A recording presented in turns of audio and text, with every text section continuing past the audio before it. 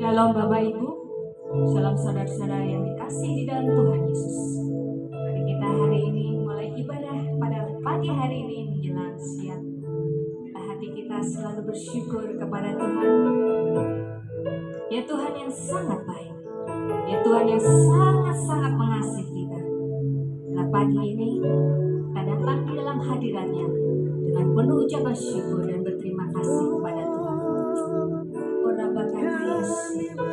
Terima kasih Tuhan, Kau sangat baik, Kau begitu baik buat hidup kami. Tak henti-hentinya kami mengucap syukur kepadamu Tuhan. Terima kasih, kalau kami ada sebagaimana kami ada saat ini karena anugerah-Mu Tuhan. Kami bersyukur, kami berterima kasih Tuhan, Kau sangat-sangat baik buat hidup kami. Kau menaikkan syukur kami kepadamu.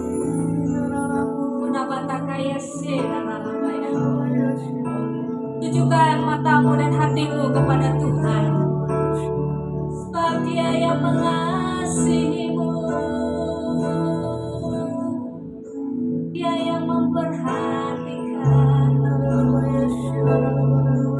Naikkan ucapan syukurmu di pagi ini. Biarlah ucapan syukurmu manis kedengaran kepadanya. Biar hatinya disukakan dan disenangkan. Terima kasih Tuhan, Tuhan yang bertata di atas pujian umat-Mu. Hendak bersyukur pada Tuhan karena keadilan-Nya, dan bermazmur bagi nama Tuhan yang maha tinggi.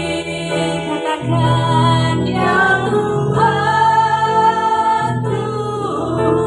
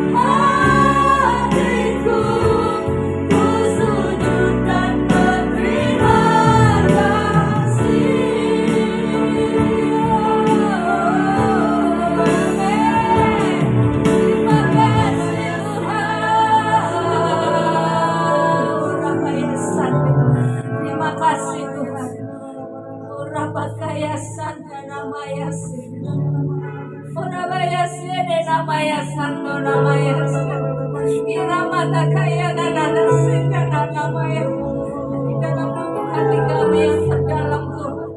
Kami mau selalu ingin menyembahmu dan meninggikan namamu Tuhan. Irama takaya sanda namaya hati kami tak henti-hentinya ingin selalu dekat denganmu Tuhan. Karena di hadiratmu ada sukacita kami ya. Di hadiratmu ada terang hidup kami ya Tuhan. Rabaya sade. Dan di lubuk hati yang kami paling dalam di hati kami. Kami berterima kasih padamu Tuhan. Karena Rabaya sade. Tidak ada yang seperti Engkau dalam hidup kami. Terima kasih Tuhan Yesus. Mari kita dengan bahasa kita rasa syukur kita kepada Tuhan. Kalau kita ada saat ini sebagaimana kita ada karena kasih dan anugerah-Nya.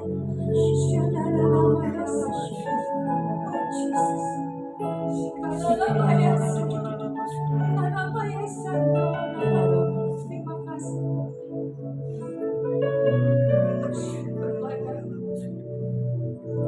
Sangat baik. Terima kasih. Kasih Tuhan. Kasih. Kami boleh mendekat Tuhan denganmu. Kami bersyukur. Dari hadirat-Mu Tuhan. Sukacita kami. Kami ada sukacita di dalam hadirat. Terima kasih.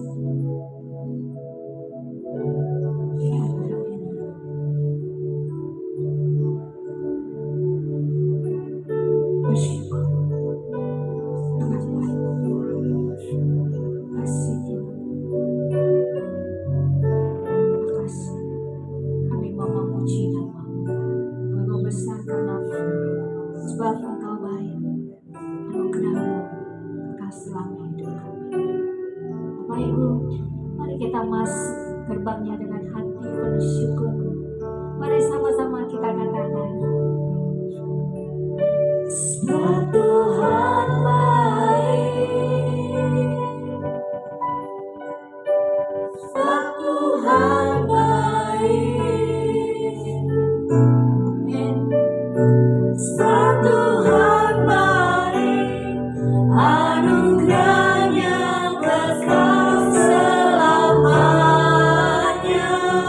Katakan sebab Tuhan baik. Sebab Tuhan baik.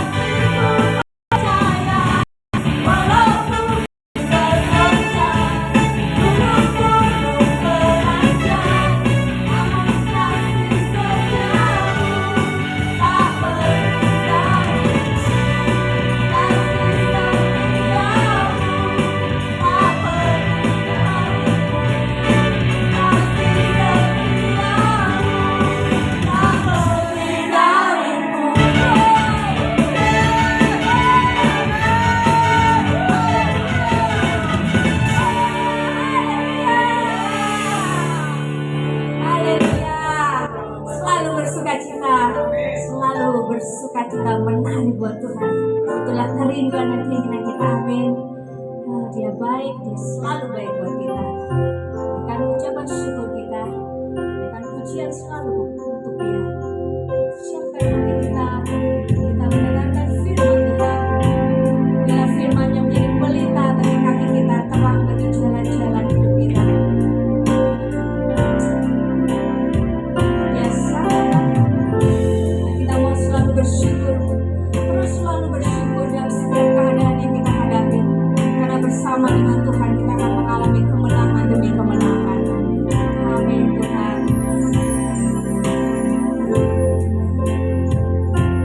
Haleluya. Mau selalu bersyukur, selalu bersyukur. Kau Tuhan yang setia, yang selalu menopangku. Mau selalu bersyukur, selalu bersyukur. Kau Bapakku yang setia. Dengan apa ku balaskan? Dengan apa ku membalas kasih-Nya yang ku terima darimu, ya Tuhan. Dengan apa ku membalas cinta-Mu, oh Yesusku. Ku mau selalu bersyukur, selalu bersyukur. Oh Tuhan setia, yang selalu menopang. Ku mau selalu bersyukur, selalu bersyukur. Kau Bapakku yang setia. Ku mau selalu bersyukur, selalu bersyukur. Kau Tuhan yang setia, yang selalu menopang. Ku mau selalu bersyukur, selalu bersyukur. Kau Bapakku yang setia. Ku mau selalu bersyukur, selalu bersyukur.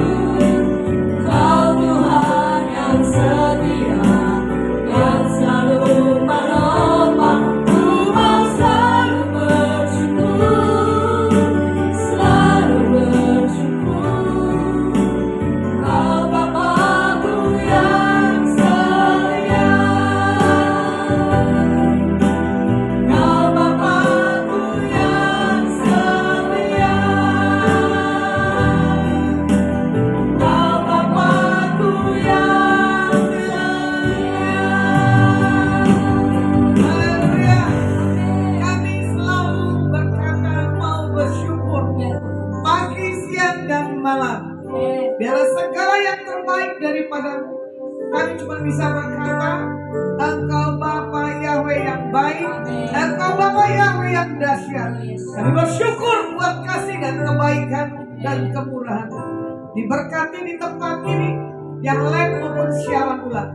Nama Bapa Yahweh yang selalu memberkati umat-Mu dimanapun berada. Haleluya. Amin. Amin. Ya, firman saya bagikan tentang apa?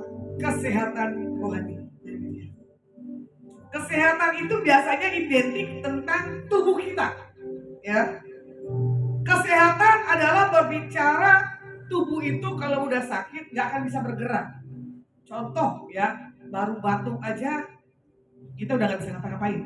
Ya. Belum disertakan dengan flu. Nah, badan pasti lemes. Tulang-tulang pasti kayak seperti mau coplok, betul ya? Karena itu apa? Kesehatan jasmani.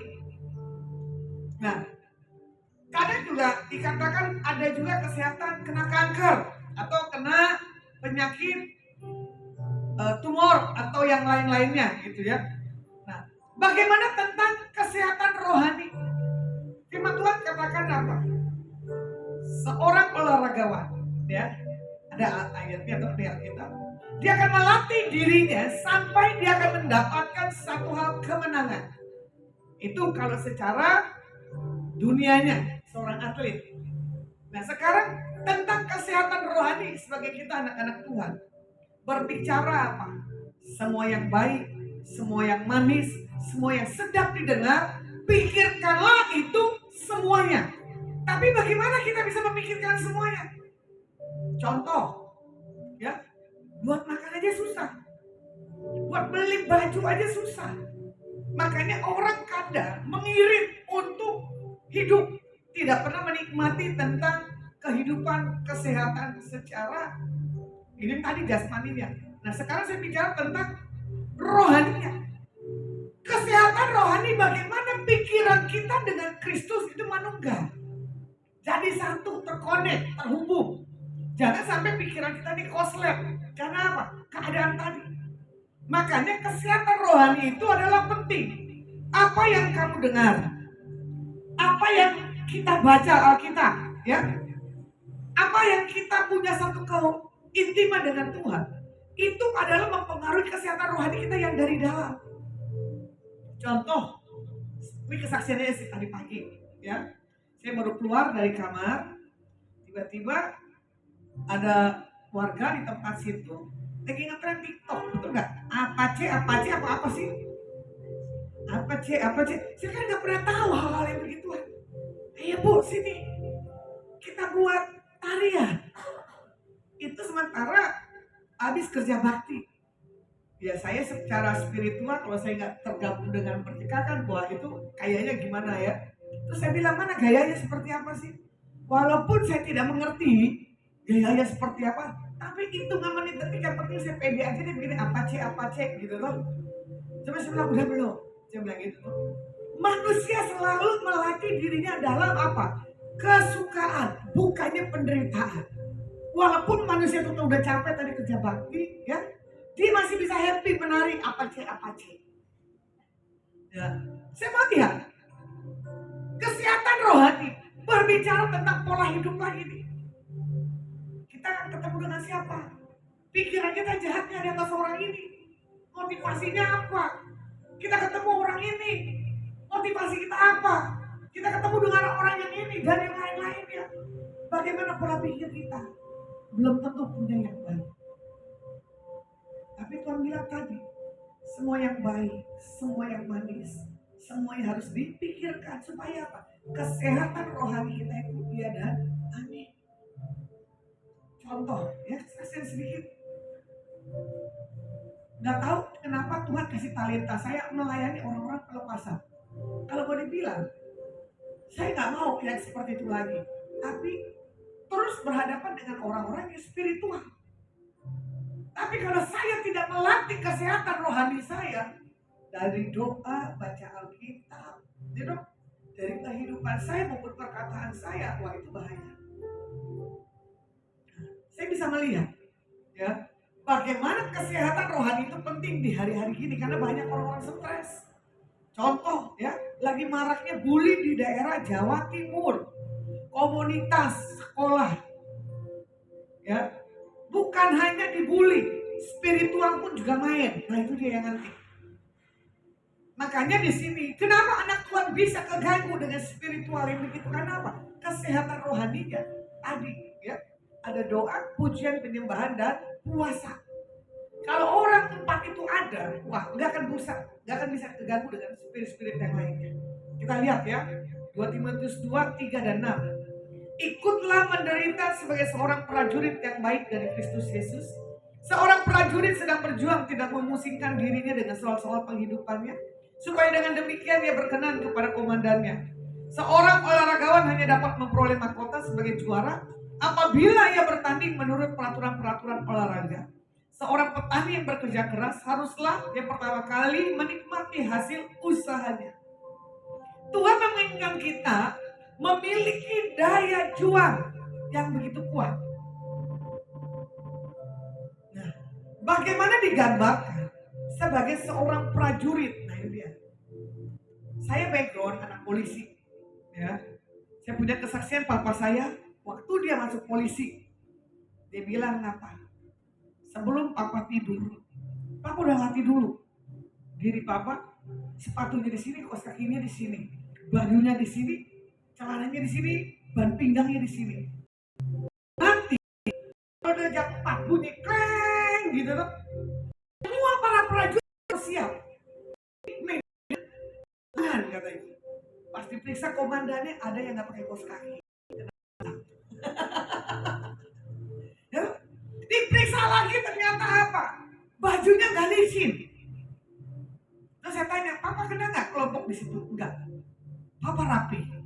Memang saya suka. Papa saya kan orangnya rapi. Jadi dia kalau punya surat-surat apapun dia rapi. Makanya waktu dia dipanggil Tuhan, saya buka dokumentasnya, the best, sama seperti saya. Nah, bagaimana seorang prajurit tidak memusingkan dirinya dan apapun. Contoh, ya, bapak saya harus keluar dinas jam 4, kemarin masa pendidikan, ya, dia harus dinas jam 4 keluar. Tapi kalau dia lihat 8 anaknya ini ada yang nangis, lebih baik dia telat, mendingan dia kena hukuman dari komandannya daripada dia bilang saya mendapatkan masalah nanti di pekerjaan. Bayangkan, harusnya papa saya nggak boleh begitu, ya. Orang prajurit bisa melepaskan apa keluarganya. Makanya kalau dia mau berangkat, pasti dia lihat dulu istri dan anaknya udah selesai, nggak masalah atau enggak. Tapi setelah papa saya pulang dinas, saya ingat dibawa nasi bungkus 8 anak-anaknya. Terus saya ingat udah disiapin uangnya satu-satu. Terus kita dibonceng 3-4 orang di atas motor untuk kita berangkat sekolahnya. Tapi kalau pulangnya masing-masing, ya. Nah, di situ saya lihat bagaimana seorang prajurit, ya, belajar mengasingkan dirinya. Contoh, saya juga punya ponakan baru masuk di Akmil. Tadinya badannya bagus banget, tapi di sana lebih bagus lagi. Tapi bagusnya belum tentu jaminan, ya. Tangan dia lembut, tiba-tiba kasar. Tiba-tiba di sininya kaparan, sama di sininya. Saya bilang ini bang, nggak apa-apa itu tanganmu jelek cacat begini, nggak apa-apa. Karena apa? Seorang prajurit harus siap di medan apapun. Sekalinya komandan suruh masuk lumpur, dia akan masuk lumpur. Sekalinya komandan bilang push up, dia harus push up. Jadi ototnya lebih keren lagi. Contoh hari itu, jalan dengan saya, ponakan saya, ternyata lambangnya itu miring. Miring aja kita kan nggak ngerti cara pasangnya. Sampai dia buka bajunya, dia harus rapi. Kenapa?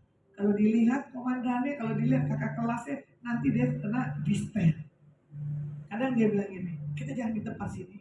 Di sini kumpul para orang-orang Akmil, mama tua, gitu. Akhirnya saya keluar. Nah, itulah yang saya lihat, ya. Bagaimana seorang pejuang, seorang prajurit itu nggak gampang. Waktu saya lepas masuk ke dalam masa pendidikan, saya bilang ini, Tuhan kasih kemampuan buat dia untuk bisa bertahan sampai selesai. Bukan seperti ponakan saya yang perempuan, udah diterima di Unham, memang nggak cara Tuhan kali ya. Kenapa? Ponakan saya klemer-klemer. Kalau dia masuk di Unham, otomatis dia masuk di Magelang, katanya masa pendidikannya 3 bulan, digejrok habis. Beda dengan sepupunya, ya, itu 3 tahun digejrok habis. Nah, olahraga pun juga sama, olahragawan, ya. Saya tinggal di Jakarta, nggak jauh dari Senayan. Saya suka olahraga. Hari itu saya nggak tahu kalau itu orang atlet. Di belakangnya ada ransel. Ternyata dia ransel itu beratnya luar biasa. Waktu kita makan TP Mendoan pas sudah istirahat, saya tanya, itu apa yang di belakang pundakmu itu ransel? Ini beban. Jadi tadi kamu keliling-keliling begitu, bawa beban. Biar kena punya kekuatan dan pernapasan. Saya bilang, wah gak gampang seorang atlet. Bangun pagi, siang dan sore dia tetap olahragawan. Jadi tidak salah kalau atlet itu, kalau dia semakin lama, dia bisa mempertahankan satu posisinya, dia menjaga dalam olahraganya. Seperti Rudi Hartono, ya, 7 kali dia memenangkan bulu tangkisnya. Berarti apa? Dia latihannya pun juga bukan latihan yang biasa-biasa. Makanya di sini kita melihat lagi seorang petani, ya. Seorang petani dia nggak akan mudah di dalam mendapatkan hasilnya kalau dia itu tidak apa, mencabut dulu, terus baru dia mencangkul, udah mencangkul dipisahin tuh. Ada kerikil-kerikil nggak? Kalau ada kerikil ya nggak akan bisa. Tapi bagi saya yang sejarah adalah petani padi. Karena orang tua saya, orang tuanya adalah seorang petani beras. Hari itu ya dasar orang kota turun ke kampung gitu, lepas sendal, kita udah rasa sakit, pas masuk ke sawah, aduh, aduh, aduh. Kenapa? Tajamnya padi. Tapi sepupu saya tenang banget itu injak tanahnya. Saya bilang, wih udah terlatih nih orang. Pernah nggak kamu ke sawah? Nggak pakai sendal? Nggak digendong. Saya coba juga mendorong itu buat ngelunturin itu ya, beratnya luar biasa. Saya bilang Tuhan ini bukan panggilan. Makanya foto papa saya begini, untuk gua nggak petani, untuk gua seorang polisi, dites kali gua lulus katanya. Tapi abangnya adiknya seorang petani, badannya keren ya, dan sehatnya juga luar biasa. Nah, itulah seninya ya. Makanya kalau kita melihat 2 Timotius 4, 7 dan 8 ya. Aku telah mengakhiri pertandingan yang baik, aku telah mencapai garis akhir dan aku telah memelihara iman. Sekarang telah tersedia bagiku mahkota kebenaran yang akan dikaruniakan kepadaku oleh Tuhan, hakim yang adil pada harinya. Tetapi bukan hanya kepadaku, melainkan juga kepada semua orang yang merindukan kedatangannya. Kalau kita sudah mempunyai ketekunan, kalau kita sudah bisa melewati proses dalam setiap kehidupan, Tuhan akan pakai kita itu dengan karakter yang kuat, ya. Bukan di karakter yang gampang. Jago bicara, tapi kenyataannya nol. Jago khotbah, tapi realitanya belum jelas. Khotbah dengan realitanya gak jadi satu hal kenyataan. Jangan dibohongin media. Nanti tiba-tiba ke sidang, kalau kalian bohong, gimana? Kesaksian itu harus benar-benar hidup. Makanya kita melihat, kalau kita pengikut Kristus, gaya dan kesaksian itu menjadi real nyata dalam setiap kehidupan. Ya. Makanya di sini juga dikatakan apa? Untuk memenangkan perlombaan, nah ini ya, dibutuhkan stamina yang kuat. Apa stamina yang kuat? Makan yang sehat, makan yang bergizi, dan minum vitamin dan istirahat ya cukup. Inilah orang yang pasti akan memenangkan pertandingan iman, baik jasmani maupun rohani. Kalau kita lihat dalam perlombaan iman, orang dunia bilang begini, ya, perlu nutrisi yang baik. Yang kedua, perlu napas kehidupan. Yang ketiga, latihan fisik dan kekuatan. Yang keempat, istirahat yang cukup. Nah, kita yang pertama berbicara tentang nutrisi yang baik. Jadi kesehatan rohani, ya kan, di Matius 4 ayat 4. Tetapi Yesus menjawab, ada tertulis, manusia hidup bukan dari roti saja, tetapi dari setiap firman yang keluar dari mulut Tuhan. Nah, inilah satu hal yang Tuhan bilang apa?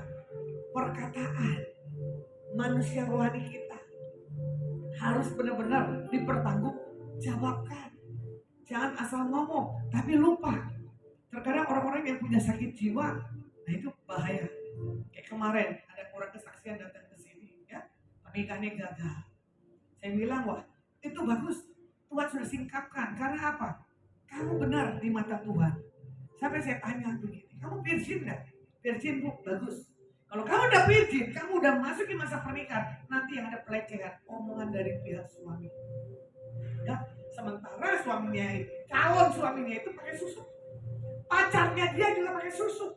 Jadi itu istilah di saat menikah dengan orang benar, ya 100% itu virgin, Tuhan bongkar kebenarannya. Terus saya bilang, masih mau kamu dengan laki-laki seperti ini? Kalau Tuhan kehendaki itu, justru Tuhan yang kehendaki kamu batal. Harusnya kemarin. Jangan ketakutan kalau stok, saya bilang gitu. Stok Tuhan tuh banyak. Saya nyantai kok udah usia begini. Emang enak menikah, penderitaan. Wih, asik ya. Bener gak Pak ini? Gak bisa jawab.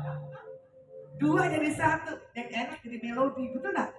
Menikmati kebaikan papa dan mama. Yang menderita siapa? Ya mereka berdua. Kalau papa mama tidak mendidik kamu dalam takut Tuhan, gak diberkati, wah itu di mata Tuhan perlu tanggung jawaban Melody. Jadi kalau bahasa dunia gini Melody, ya, orang tua yang tidak menikahkan anaknya kata dibilang gagal. Nah itu bingung saya. Kenapa mama saya punya anak, dia gak menikah ada sekian orang, gitu kan? Menikah dan tidak menikah itu pilihan. Ya, makanya di sini juga dikatakan apa? Jangan gampang ambil keputusan dalam keadaan galau. Makanya perlu hikmah. Perlu, ya kan? Efesus 6 ayat 11. Seluruh perlengkapan senjata Tuhan supaya kita dapat bertahan dengan orang-orang yang punya penipuan. Ternyata tuh laki-laki itu ngemis cinta di atas itu perempuan. Terus dia rekam pembicaraan dia dengan pendetanya. Terus dia bilang begini, aku sudah pelepasan. Memang pelepasan jaminan. Boleh. Karakter loh. Lu mau dicelupin berapa kali pun pentahiran. Lu mau di apapun. Tapi kalau lu gak punya karakter yang kuat, gas. Supaya apa? Hati perempuan itu luluh. Saya bilang gini, sorry ya, gue jelek-jelek laki ini gue milih lo buat pasangan. Laki lu juga gak berapa cakep tapi gagu. Karena apa? Sekali seumur hidup lo perjalanan, betul gak? Tapi ada yang orang yang cantik gitu, dapat pasangan yang buta, ya gak apa-apa, itu pilihan. Walau ku tak dapat melihatnya, semua rencanamu Tuhan, namun aku tetap memandang wajahmu, kau tuntun langkahku. Ya, makanya orang buta dan orang normal. Orang buta pakai hatinya bisa tahu kalau hidup penipu dan tidak. Tapi yang orang normal dengan penampilan keren lupa, dipikir orang itu baik. Terus dia bilang begini, ini bu, perempuan itu mendanai pacar saya, dibelikan ini. Gue enak juga ya. Hari-hari ini cinta lewat dengan harta, motivasi lagi. Bukan seperti orang buta, walaupun aku nggak melihat, aku bisa tahu orang itu baik dan tidaknya. Sampai dia berdoa, nanti kalau Tuhan izinkan ibu harus ketemu ini. Dia kalau Tuhan izinin, kalau enggak saya minta sama Tuhan ditutup dan ketemu saya. Gak ada belas kasih. Saya bukan gembala-gembala yang lainnya. Saya bilang gitu. Karena apa? Pernikahan itu panjang ke depan, bukan di pertengahan. Dari awal sudah dibuat begitu, apalagi di pertengahan dan di akhirnya. Banyak orang punya pendapat. Biasanya saya iseng. Ada teman saya indigo, saya kirim fotonya, saya telepon video call. Gimana bu laki-laki ini? Wah, diketawa. Nah ini manusianya ada di sini, perempuannya. Gimana bu? Dikasih nasihat. Tapi dia tetap bengkok. Wih, ini perempuan apa ya? Saya juga nggak tahu. Kayak kena susu atau memang karena cinta. Kan beda tipis. Ya, makanya benar. Cinta itu buta. Maaf, kotoran kucing dipikir. Nah itu dia. Ya, orang percaya harus mendengarkan firman Tuhan, Alkitab sebagai senjata penyerang untuk kita bertahan dari serangan kuasa kegelapan. Kemenangan hanya diraih jika kita mengisi pikiran kita dengan kebenaran firman Alkitab, ya, berjalan dengan tuntunan daripada Roh Kudus. Galatia 5, 16 dan 17 berkata begini, maksudku ialah hidup oleh roh. Nah ini saya suka. Kalau kita hidup oleh roh, ya, maka kita tidak mau mengikuti keinginan daging. Contoh, kalau saya istri kemarin, ada kasus saya, dia udah menikah, ketemu tuh pendeta ganteng, di atas paperi lah ganteng.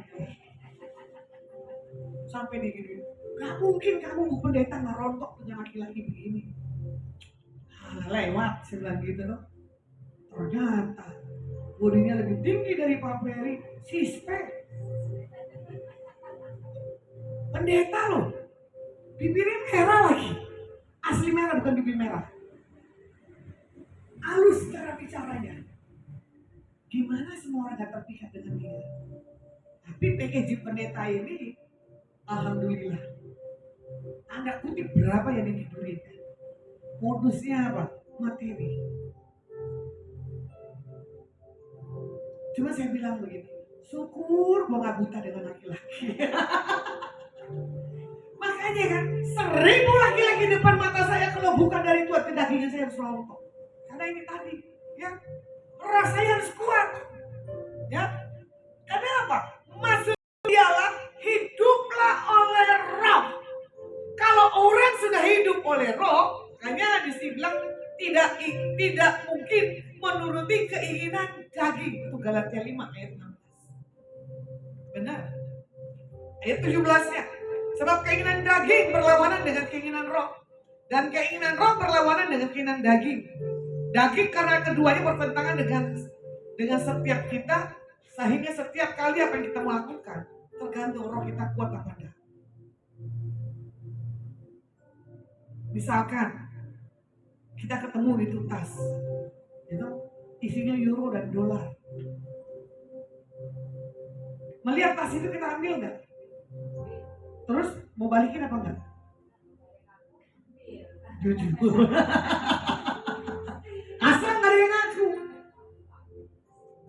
Ya. Hari itu saya berapa kali loh kejadian di depan mata saya sendiri. Waktu saya ada di Karawaci. Orang naik Gojek, ternyata tiba-tiba tas tuminya jatuh. Saya pas lagi nyebrang, saya tak ambil. Ini orang balik nggak? Nggak balik, gua ambil. Ternyata apa? Motor itu muter. Saya bilang ya nggak rezeki. Udah gitu saya serahkan itu tas, ada angpaunya. Cuma apa? Thank you. Sikap hati. Itu nggak mudah, nggak gampang. Ya. Makanya jangan pernah keinginan daging muncul dalam setiap kehidupan kita. Yang kedua tentang disiplin. Doa adalah napas kehidupan. 1 Tesalonika 5 ayat 17. Tetaplah berdoa. Kata tetaplah berdoa, gak harus tidur, gak mesti harus kita berjalan, gak mesti harus kita di kamar. Berdoa dimanapun, dimana kita bisa mau berdoa. Makanya kayak kemarin, ya saya pergi ke Jawa Timur karena doakan satu orang keluarga yang kena, ya spirit. 2 hari saya bilang, Tuhan, apa yang kau mau di tempat ini? Udah 2 hari loh Tuhan, kasih tanda. Aku minta pembelaan. Nah kalau berdoa bilang begini, minta pembelaan, jangan lupa. Musuh apapun, kan buka bohongnya. Tiba-tiba itu musuh lewat di depan mata saya. Saya tanya dengan ibu ini, itu bukan anak itu. Ibu itu gak punya respon, karena telepon. Saya tanya dengan anak ini, itu bukan temanmu yang bully kamu. Dia diam. Bukan. Setelah dia nengok lagi, iya bu, itu yang bully saya. Pak tunggu, saya turun. Mamanya, papanya di mobil kaget kali. Itu ngapain bulas turun dari mobil tiba-tiba. Mulailah dia. Saya turun, saya lepaskan. Pengurapan saya semprot atas orang itu. Saya bilang apapun pegangan dia harus rontok. Tuhan beri kelepasan dan kebebasan buat orang ini. Mama papanya ketawa. Kok bisa begitu ya bu? Baru saya tunjukin foto ibu bisa tahu kalau itu orangnya. Karena apa? Roh saya berlawanan dengan roh dia. Karena apa? Saya sedang doakan orang ini biar muncul ke permukaan. Dia muncul. Saya bilang perkuat manusia roh murni supaya apa? Kamu bisa menawan, menangis setiap orang yang akan berkenan. Nah, makanya Matius 6 ayat 6. Tetapi jika engkau berdoa ke dalam kamarmu, bukalah pintu dan berdoalah kepada Bapakmu yang ada di tempat tersembunyi, maka Bapakmu yang melihat yang tersembunyi akan membalasnya kepadamu. Itu bisa.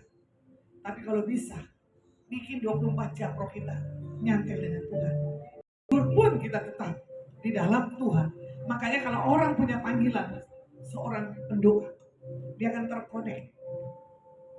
Tidurnya tidur dalam hadirat, jalannya jalan dalam hadirat. Makanya berdoa adalah memiliki waktu untuk berdoa dan membaca firman. Itu penting. bukannya melihat TikTok yang gosip lagi berkembang, bukannya lihat TikTok untuk membeli ini, bukannya melihat TikTok untuk melihat satu hal, momen-momen yang event-event untuk konser, jangan ya. TikTok carilah yang membangun, tapi lebih baik lagi kalau kita bisa mengatur menjalani kehidupan doa kita, ya kan, dengan membaca Alkitab. Yang ketiga, tentang latihan fisik, kekuatan. Latih iman kita dan iringi dengan puasa. Jadi kalau kita sudah punya satu hal, doa, nah kita juga harus dengan puasa. Disiplin rohani itu harus kita latih terus supaya kita punya kebiasaan dan budaya dalam setiap kehidupan. 1 Timotius 4 ayat yang ke-8 firman Tuhan katakan begini, latihan badani terbatas gunanya, tetapi ibadah itu berguna dalam segala hal karena mengandung janji baik untuk hidup ini maupun untuk hidup yang akan datang. Kita lihat lagi Yohanes 14 ayat 12. Aku berkata kepadamu, sesungguhnya barang siapa percaya kepadaku, ia akan melakukan juga pekerjaan-pekerjaan yang aku lakukan, bahkan pekerjaan-pekerjaan yang lebih besar daripada itu semua. Ya, sudah ada doa, sudah kita latih kekuatan fisik kita, ya. Nah, kita melihat lagi bagaimana Tuhan, ya, membuat hidup kita itu menjadi satu hal gairah. Yang keempat adalah istirahat yang cukup. Yeremia 31 ayat 25. Sebab aku akan memuaskan jiwa yang lelah dan menyegarkan setiap jiwa yang merana. Biarkan Tuhan mengisi ulang kekuatan dalam setiap kehidupan kita. Apapun aktivitas yang sudah kita lakukan di dalam hal kehidupan kesehatan rohani kita, istirahat yang cukup tetap di dalam hadirat Tuhan, ya. Itulah menjadi satu hal kekuatan untuk kita bisa melanjutkan kegiatan-kegiatan kita selanjutnya. Di mana saya bisa ambil pelayanan, di mana saya juga ambil waktu untuk duduk diam, di mana saya juga bisa menikmati untuk saya tidak bisa diganggu banyak orang. Itu saya melatih diri saya, ya. Makanya kita kalau masuk dalam hadirat Tuhan, jadikan tempat perteduhan, jadikan tempat istirahat untuk kita bisa melihat iman dalam Tuhan kita tetap kuat. Saya simpulkan excellent spirit yang perlu kita peroleh. Yang tadi, yang pertama, merenungkan firman-Nya. Yang kedua, senantiasa berdoa. Yang ketiga, melatih iman. Yang keempat, mencari wajah Tuhan. Tuhan Yesus berkati. Ya, itu kesehatan rohani kita. Takkan pujian, ku cari wajah-Mu.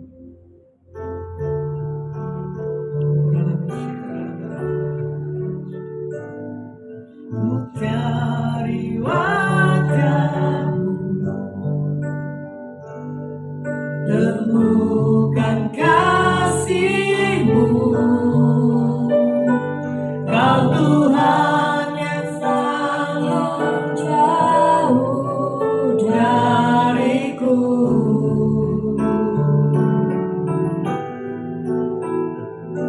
Ku panggil nama-Mu, ku dengar jawab-Mu, Kau Tuhan yang selalu dengar seruan hatiku.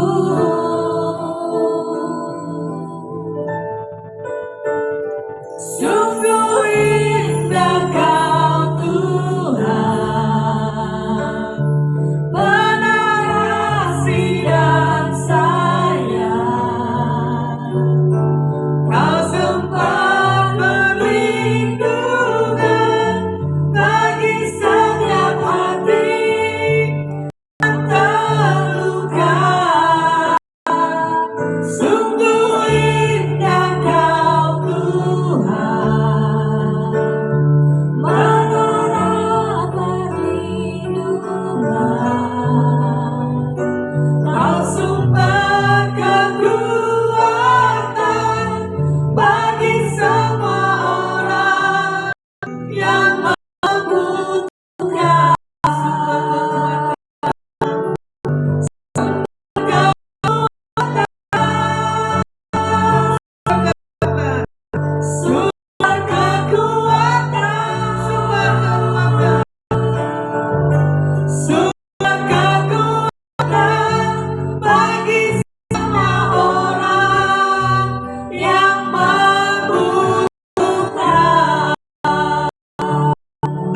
sumber kesehatan jasmani rohani kami. Engkau kekal kami pada Tuhan yang sembah yang segala rohani kami. Pulihkan kehidupan kami kalau ada yang tidak berkenan. Biar Engkau menemukan kami dalam kesehatan rohani yang dahsyat. Kami tidak bercacat dan bercela di hadapan lawan-lawan kami. Kami bisa menawan, bisa menangis. Pikiran, kemauan, perasaan kami, daging kami tutup. Roh kami akan muncul ke permukaan dengan yang dahsyatnya. Diberkati dan diurapi setiap kami, baik yang di tempat ini maupun live maupun siaran ulang. Bapa Yahweh adalah Bapa yang dahsyat. Diberkati menara doa Paulus, diberkati tim yang sering keluar masuk di tempat ini. Diberkati Tuhan Papa Sunto, apapun yang sudah ditabur bagi hamba-Mu di tempat ini, kembalikan 100 lipat kali ganda. Jagai kesehatannya, jagai asetnya. Diberkati istri, diberkati anak mantu, diberkati cucu dan keluarga, diberkati para koleganya, diberkati karyawannya, diberkati aset-asetnya. Tuhan perluas kembali apa yang tertunda, apa yang belum dijawab doa daripada Papa Sunto, Engkau sudah menjawabnya. Kami percaya apa yang sudah dilakukan dalam hal kesetiaan, dalam hal memberi tempat ini bagi nama-Mu, Tuhan perhitungkan dengan cara yang ajaib. Kami berdoa buat pilkada tanggal 27 hari Rabu, buat gubernur dan wakilnya, buat wali kota dan wakilnya, buat bupati dan wakilnya. Shalom yang menyertai buat pilkada pemimpin bangsa kami ke depan 34 provinsi. Biarlah keamanan, cuaca, biarlah orang-orang yang benar-benar takut akan Tuhan ada di dalam pemilihan suara rakyat. Dan kami memberkati buat siapapun yang memilih, biarlah yang daripada Engkau. Biarlah sebagai warga yang baik, tidak golput, tapi memilih satu suara dari berapa pilihan. Diberkati Pak Prabowo dan Gibran. Kami percaya bahwa presiden dan wakil presiden kami, biarlah kepemimpinan daripada Tuhan ada di atasnya. Diberkati para menteri, diberkati para panglima, Daud, udara, laut, dan kepolisian. Diberkati RT, RW, lurah, camat, wali kota, bupati, dan gubernur. Diberkati para pelayan-pelayan Tuhan dan hamba-hamba Tuhan dimanapun mereka berada melayani. Tuhan, taruhkan satu hal, kekuatan. Kami berdoa buat seputar kota Jawa Tengah di mana hamba-Mu berada. Kami serahkan Tuhan perubahan yang dahsyat buat pemimpin ke depan di tempat ini. Biarlah Tuhan benar-benar pilih yang daripada buat wali kotanya juga. Kalau kami akan tinggalkan tempat ini, kami mengangkat kedua tangan kami di depan. Pulanglah dan bawalah berkat yang terbaik yang datang dalam nama Bapa, Putra, dan Roh Kudus. Biar apa yang dilakukan dikerjakan ke depan, dibuat Bapa Yahweh berhasil. Yang sudah